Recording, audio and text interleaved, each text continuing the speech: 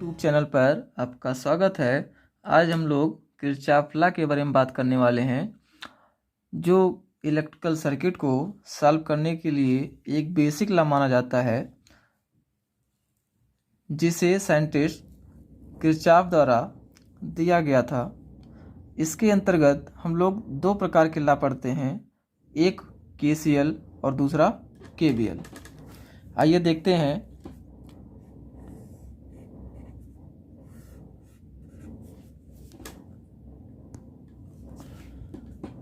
एक होता है KVL और एक होता है KCL। बात कर ले KVL की, तो इसको कहते हैं किरचॉफ वोल्टेज लॉ और इसे कहते हैं किरचॉफ करंट लॉ।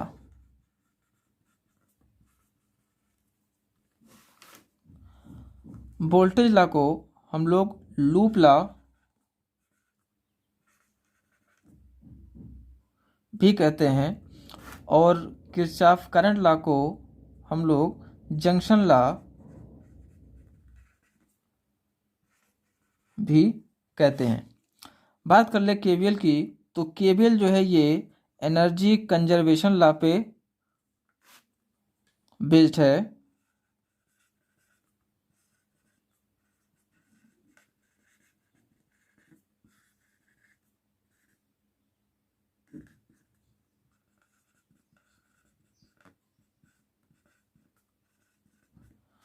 और बात कर ले केसीएल की, तो ये चार्ज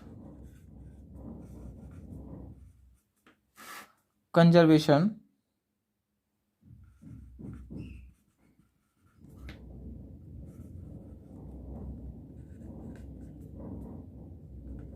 आधारित है। ये किरचॉफ लॉ को पढ़ने से पहले कुछ टर्मिनोलॉजी देख लेते हैं, जो कि बहुत ज़रूरी होता है जानना हमारे लिए कि ये होते क्या हैं। जैसे कि ब्रांच क्या होता है, लूप क्या होता है, मेश क्या होता है। इस तरीके से जो है कुछ चीज़ें हैं जो हमें जानना होता है। तो इसको हम एक सर्किट के जरिए जो है समझने की कोशिश करते हैं।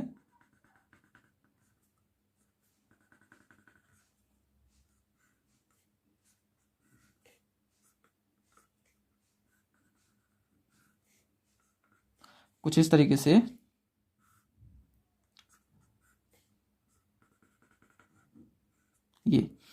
ये एक सेल लगा हुआ है, इसका ईएमएफ मान लेते हैं E1। ये दूसरा सेल लगा हुआ है, इसका ईएमएफ मान लेते हैं E2।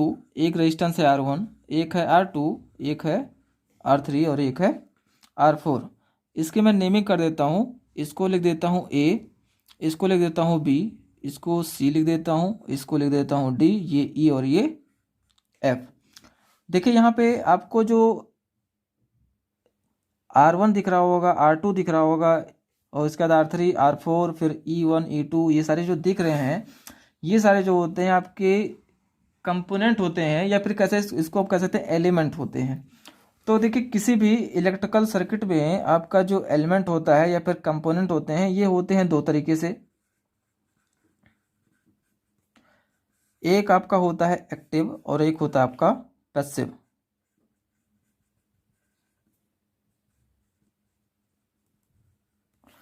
देखिए अगर हम लोग बात कर ले एक्टिव की, तो एक्टिव में आपका जो सेल हो गया, ये आपका एक एक्टिव एलिमेंट है। यानी कि ये कह सकते हैं, अगर हम डायरेक्टली कहना चाहें, जो सोर्स का काम करते हैं वो आपके एक्टिव एलिमेंट होते हैं। और दूसरा वहीं जो आपका रेजिस्टेंस लगा हुआ है, ये सारे आपके जो होते हैं, ये सारे पैसिव एलिमेंट होते हैं। यानी कि जो आपका प्रतिरोध है, ये आपका जो है पैसिव एलिमेंट है यहाँ पे। तो इस तरीके से आपने देखा एलिमेंट जो है कुछ ऐसे होते हैं। और यहाँ पे जो आप देख रहे हैं ए और बी, ये आपका एक कहलाता है शाखा। यानी कि ये जो है, ये इसको हम लोग कहते हैं शाखा या फिर ब्रांच।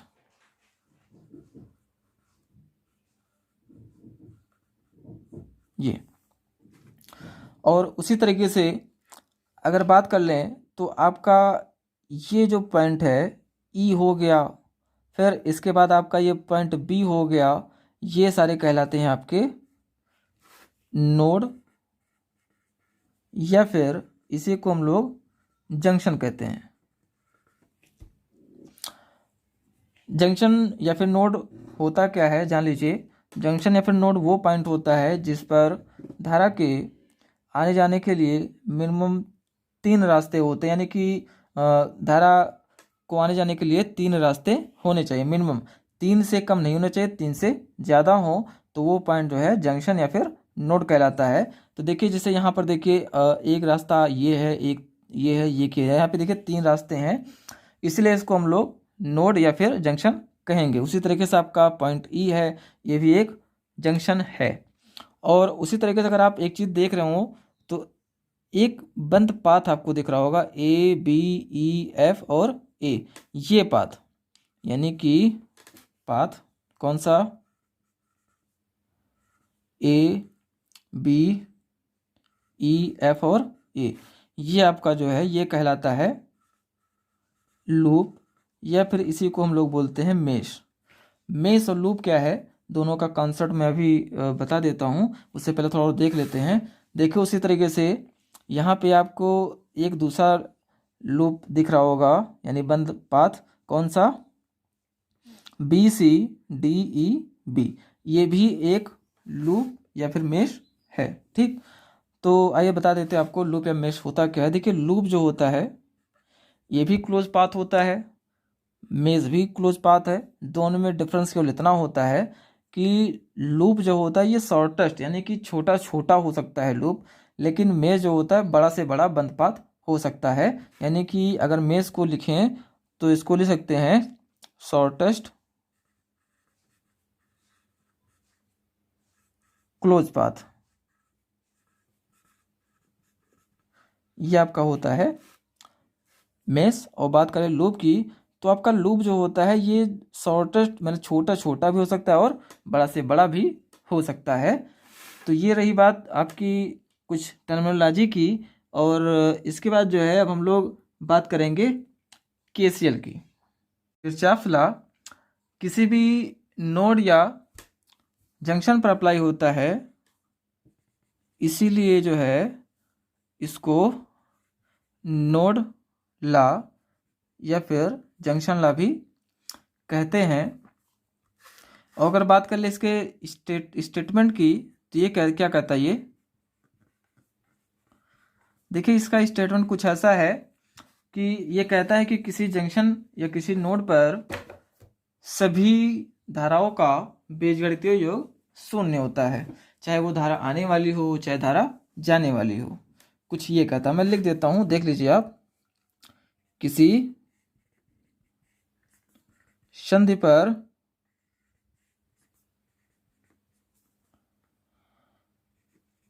सभी धाराओं का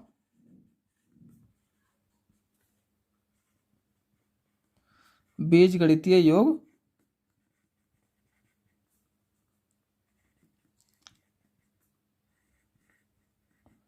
शून्य होता है। यह है इसका स्टेटमेंट। दैट इज अगर लिखना चाहें तो इसको हम ले सकते हैं मैथमेटिकल फॉर्म में, सिग्मा आई बराबर 0 के, कुछ ये कहता है ये। और इसको अगर हम लोग जो है अगर विद सर्किट अगर देखना चाहें तो ये देखिए कुछ ऐसा शो होता है। देखिए मैं मान लेता हूँ ये कोई नोड है ओ, इस पे जो है एक धारा आ रही है I1, एक दूसरी धारा है जो आ रही है I2, और एक तीसरी धारा है जो आ रही है I4। और इसी तरीके से मैं मान लेता हूँ यहाँ से एक धारा जाती है I4 और एक धारा जाती है I5।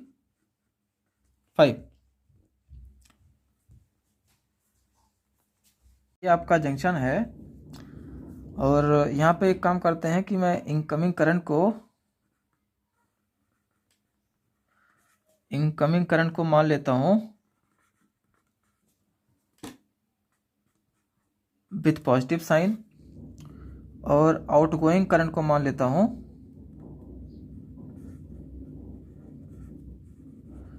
With negative sign. देखिए अगर हम इस नोड पे अगर जंक्शन ला लगाते हैं तो देखिए मिलता क्या आपको। देखिए यहाँ पे आपको इनकमिंग करंट एक I1 है, दूसरी I2 है, एक करंट I3 है। तो इसको हम लोग क्या लिखेंगे, I1 plus I2 plus I3। और इसका अब देखिए I4 और I5 ये दोनों जो है आउटगोइंग करंट है, तो इसलिए इसको हम नेगेटिव साइन के साथ लिखेंगे I4 और माइनस I5 बराबर 0। देखिए ये इनकमिंग करंट है और ये आउटगोइंग करंट है। इसको मैं चाहूँ तो ऐसा भी लिख सकता हूँ I1 plus I2 plus I3 minus I4 plus I5 बराबर 0 के। और इसके बाद जो है इसको जो है हम लोग लिखते हैं सिग्मा I इन यानी कि incoming minus sigma I out यानी कि आउटगोइंग बराबर 0 के। और यदि आउटगोइंग को हम उधर ले जाएं तो आपका हो जाएगा सिग्मा इनकमिंग बराबर सिग्मा I आउटगोइंग। यही है ये रिजल्ट। देखिए अगर आप देख रहे हो ये शो कर रहा है कि इनकमिंग करंट बराबर आउटगोइंग के करंट के है, यानी कि मतलब ये है कि इस जंक्शन पे जितनी करंट आएगी उतनी करंट चली जाएगी। और इस जंक्शन पे इस प्रकार जो रिजल्टेंट करंट होगा उसका मान 0 होगा, जो कि आपका KCL कहता है। और बात कर लें तो आपका जो KCL है ये बेस्ड है कंजर्वेशन लॉ ऑफ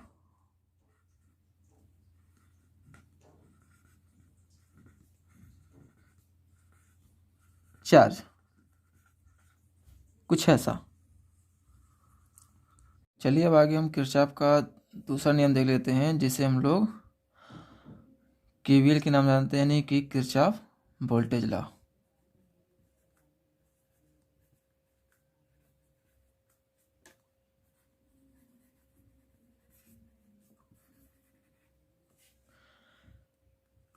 अगर बात करें किरचॉफ के वोल्टेज लॉ की, तो ये लॉ जो है अप्लाई होता है लूप या फिर मेश पर। इसी कारण इसे लूप लॉ या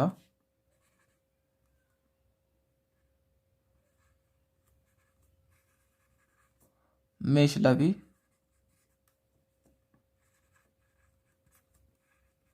कहा जाता है। आइए इसका स्टेटमेंट थोड़ा देख लेते हैं कि ये कहता क्या है। इसका स्टेटमेंट जो है कुछ ऐसा है, ये कहता है कि किसी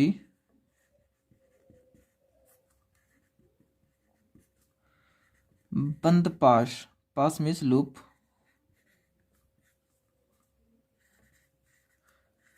के भीतर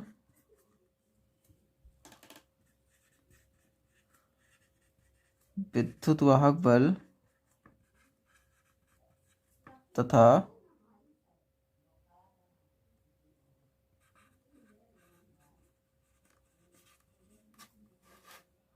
वोल्टेज ड्रॉप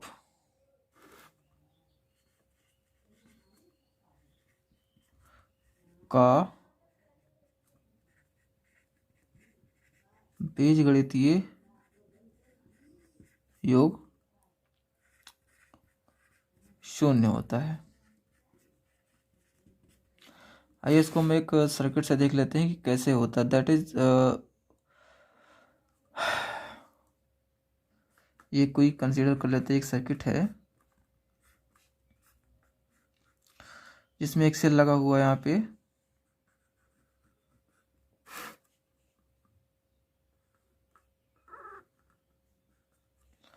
ये एक लूप है जिसको हम नेमिंग थोड़ा कर देते हैं ABC और D।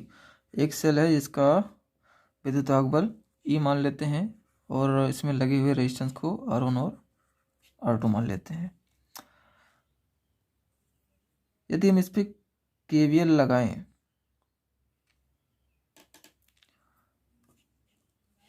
तो ये होगा क्या, दैट इज एक कहने का मतलब क्या है कि sigma ER minus sigma IR equal to 0। इसको जो हम लोग ये मैथमेटिकल फॉर्म में कुछ इस तरीके से रिप्रेजेंट करते हैं, या फिर इसको हम लोग कुछ ऐसा भी लिख सकते हैं,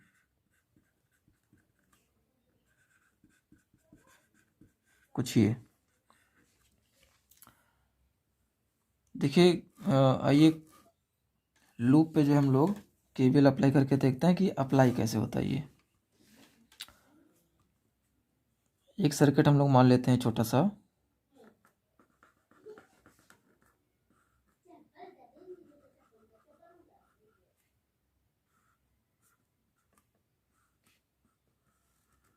ये एक सेल है, इसको मान लेते हैं E और रेजिस्टेंस यहाँ पे जो लगा हो इसको R1 मान लेते हैं और ये R2। अब अगर और इसमें एक करंट फ्लो मान लेते हैं, एक फ्लो हो रही है I, और जब इस पे अप्लाई करेंगे इसे आइए थोड़ा सा देख लेते हैं। अप्लाई करने से पहले कुछ रूल है जो आपको KVL अप्लाई करने में थोड़ा मदद करेगा। जैसे यहाँ पे हम लोग कंसीडर कर लेते हैं कि अगर कोई सेल हो, सेल के लिए हम लोग देख लेते हैं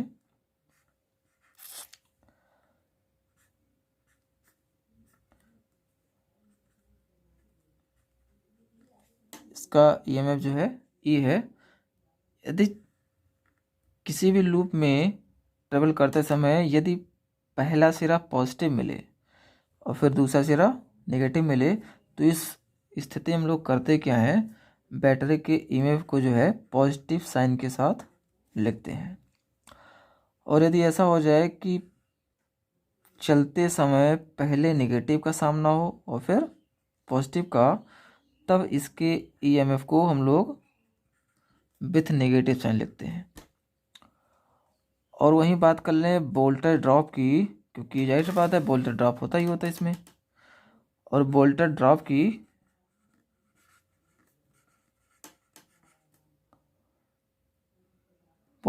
की बात कर लें तो इसको ऑलवेज हम लोग कंसीडर करके चलते हैं with positive sign.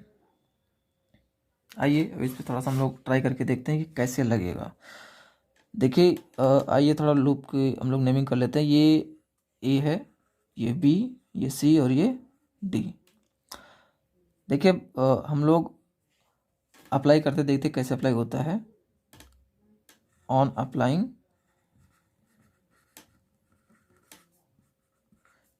KVL in loop ABCDA। देखिए सबसे पहले देखिए हम लोग A से चलना शुरू करते हैं। तो सबसे पहले देखिए हमको रेजिस्टेंस मिल रहा है R1 और इसमें फ्लो होने धारा I है। कहने का मतलब यहाँ पे जो होगा वोल्टेज ड्रॉप होगा। तो देखिए चूंकि यहाँ पे बताया था कि वोल्टेज ड्रॉप को हम लोग जो है पॉजिटिव साइन के साथ लिखेंगे, इसलिए यहाँ पे क्या हो जाएगा, करंट और उसके करस्पॉन्डिंग रेजिस्टेंस को विथ पॉजिटिव साइन। फिर हम लोग आगे बढ़ जाएंगे। देखिए हमें इस लूप में ही रहना है। तो अब देखिए हमको एक रेजिस्टेंस दूसरा मिल गया है जिसका नाम है R2, और इसमें भी देखेंगे तो करंट जो फुल होने वाली वो कितनी है, I। और चूँकि अभी हम लोग इसी लूप में है और आपको बताया था कि वोल्टेज ड्रॉप को हम लोग जो है पॉजिटिव साइन से ही दिखाएंगे बार बार, तो इसको इस पार भी क्या करेंगे, प्लस IR2 लिखेंगे। अब देखिए हम लोग घूमते हुए जो है, अब जो रास्ते में देखिए हमें एक सेल मिल गया अब देखिए जब हम लोग सेल पे आगे बढ़ेंगे तो देखो यहाँ पे है क्या, हम लोग देखिए जब लूप में घूम रहे हैं तो देखिए हमें पहला सिरा जो है नेगेटिव मिल रहा है और दूसरा सिरा पॉजिटिव। तो कहने का मतलब बताया था आपको जो है, यदि चलते समय अगर पहला सिरा जो है नेगेटिव मिलता है तो हम लोग इसके सेल के ईएमएफ को विथ नेगेटिव साइन लिखते हैं। तो कहने का मतलब इसको हम लिखेंगे माइनस ई बराबर जीरो। जीरो क्यों लिखे, क्योंकि अब इसकी इस लूप में कोई और एलिमेंट नहीं लगा हुआ है। या फिर अब इसको हम थोड़ा सा अगर और आसान लिखना चाहें तो हम इसको लिख सकते हैं आई R1 प्लस आई R2 बराबर ई के। और देखिए यहाँ पे आई कामन है, तो अगर हम लोग आई कामन कर लें तो हो जाएगा ये आपका R1 प्लस R2 बराबर ई के। देखिए ये है आपका KVL। और ये